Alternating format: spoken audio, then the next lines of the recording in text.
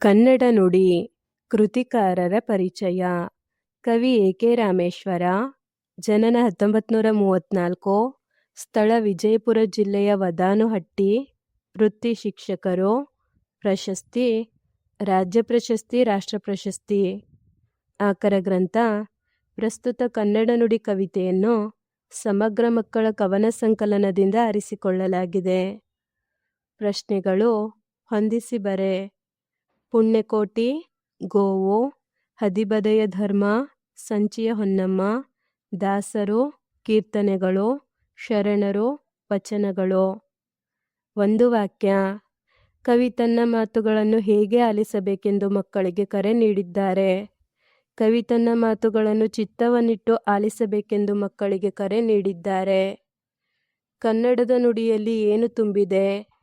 ಕನ್ನಡದ ನುಡಿಯಲ್ಲಿ ಹೃದಯದ ಒಲುಮೆಯು ತುಂಬಿದೆ. ಜಾನಪದದಲ್ಲಿ ಮೂಡಿದ ಸತ್ಯದ ಬದುಕಿನ ಚರಿತ್ರೆ ಯಾವುದು?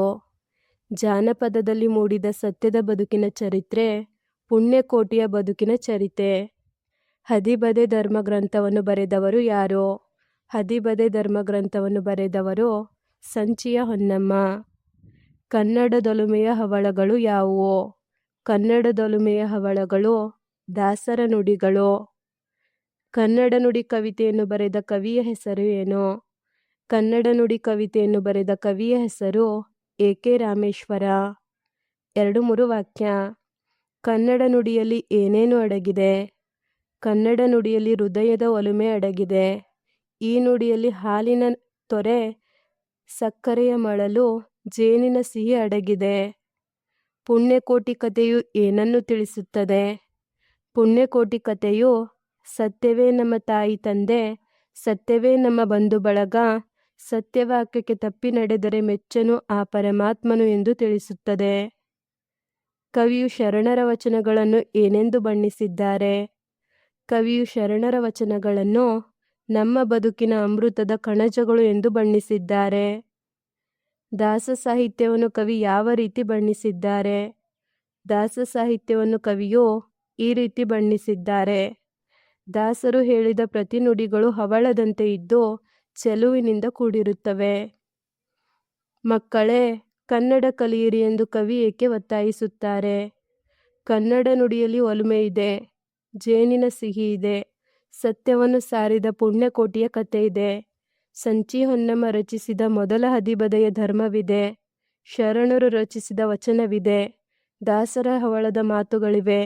ಹೀಗಾಗಿ ನಮ್ಮ ನಾಡಿನ ಬದುಕಿನ ತಿರುಳನ್ನು ತಿಳಿಯಲು ಮಕ್ಕಳು ಕನ್ನಡ ಕಲಿಯಿರಿ ಎಂದು ಕವಿ ಒತ್ತಾಯಿಸುತ್ತಾರೆ. ಭಾಷಾಭ್ಯಾಸ. ಸ್ವಂತ ವಾಕ್ಯ. ಚಿತ್ತ. ನಾವು ಚಿತ್ತವನ್ನಿಟ್ಟು ಪಾಠವನ್ನು ಕೇಳಬೇಕು. ಒಲುಮೆ. ನಮ್ಮ ಮಾತಿನಲ್ಲಿ ಒಲುಮೆ ತುಂಬಿರಬೇಕು. ಜನಪದ. ಜನಪದ ಹಾಡುಗಳು ಕೇಳಲು ಇಂಪಾಗಿರುತ್ತವೆ. ಕಣಜ. ರೈತರು ಕಣಜದಲ್ಲಿ ದವಸ ಧಾನ್ಯಗಳನ್ನು ತುಂಬುತ್ತಾರೆ. ತಿರುಳು. ಮಾವಿನ ಹಣ್ಣಿನ ತಿರುಳು ತಿನ್ನಲು ರುಚಿಯಾಗಿರುತ್ತದೆ. ವಿರುದ್ಧಾರ್ಥಕ ಪದ. ಪುಣ್ಯ, ಪಾಪ, ಮೂಡು, ಮುಳುಗು, ಧರ್ಮ, ಅಧರ್ಮ, ಅರಳು, ಮುದುಡು. ಈ ಕೆಳಗೆ ಗೆರೆ ಹಾಕಿದ ಪ್ರಾಸಪದಗಳನ್ನು ಆಯ್ದು ಜೋಡಿಸಿ ಬರೆಯಿರಿ. ನುಡಿಯಲಿ, ಗುಡಿಯಲಿ, ತುಂಬಿಹುದು, ಅಲ್ಲಿಹುದು, ತೊರೆಯೋ, ಹನಿಯೋ. ಕೆಳಗಿನ ವಾಕ್ಯಗಳಲ್ಲಿನ ದೋಷಯುಕ್ತ ಪದಗಳನ್ನು ಸರಿಪಡಿಸಿ ಬರೆಯಿರಿ. ಕನ್ನಡ ಎಡೆಯಲ್ಲಿ, ಕನ್ನಡ ಗಡಿಯಲ್ಲಿ ಹೃದಯದ ಒಲುಮೆ. ಕನ್ನಡ ನುಡಿಯಲ್ಲಿ, ಕನ್ನಡ ಗುಡಿಯಲ್ಲಿ ಹೃದಯದ ಒಲುಮೆ. ಪಾಪಕೋಟಿಯ ಬದುಕಿನ ಚರಿತೆಯು ಜನಪದದಲ್ಲಿ ಮೂಡಿಹುದು. ಪುಣ್ಯಕೋಟಿಯ ಬದುಕಿನ ಚರಿತೆಯು ಜನಪದದಲ್ಲಿ ಮೂಡಿಹುದು. ಬನ್ನಿರಿ ಮಕ್ಕಳೇ ಕನ್ನಡ ಕುಡಿಯಿರಿ ಬದುಕಿನ ತಿರುಳನ್ನು ಅರಿಯುತ್ತಾ. ಬನ್ನಿರಿ ಮಕ್ಕಳೇ ಕನ್ನಡ ಕಲಿಯಿರಿ ಬದುಕಿನ ತಿರುಳನ್ನು ಅರಿಯುತ್ತಾ. ನಮ್ಮಯ ನಾಡಿನ ಪುಣ್ಯದ ಬೀಡಿನ ನಿನ್ನೆಯ ಕಥೆಯನ್ನು ಬರೆಯುತ್ತಾ. ನಮ್ಮಯ ನಾಡಿನ ಪುಣ್ಯದ ಬೀಡಿನ ನನ್ನಿಯ ಕಥೆಯನ್ನು ಬರೆಯುತ್ತಾ. ಈ ಪದಗಳನ್ನು ನಕಲು ಮಾಡಿ ಬರೆಯಿರಿ. ಚಿತ್ತ, ಸಕ್ಕರೆ, ಪುಣ್ಯ, ಅಮೃತ, ನನ್ನಿ, ಹೃದಯ, ಒಲುಮೆ. ಏಕವಚನ ರೂಪ ಬರೆಯಿರಿ. ಮಕ್ಕಳು, ಮಗು, ಗುಡಿಗಳು, ಗುಡಿ, ತೊರೆಗಳು, ತೊರೆ, ಶರಣರು, ಶರಣ, ಹವಳಗಳು, ಹವಳ.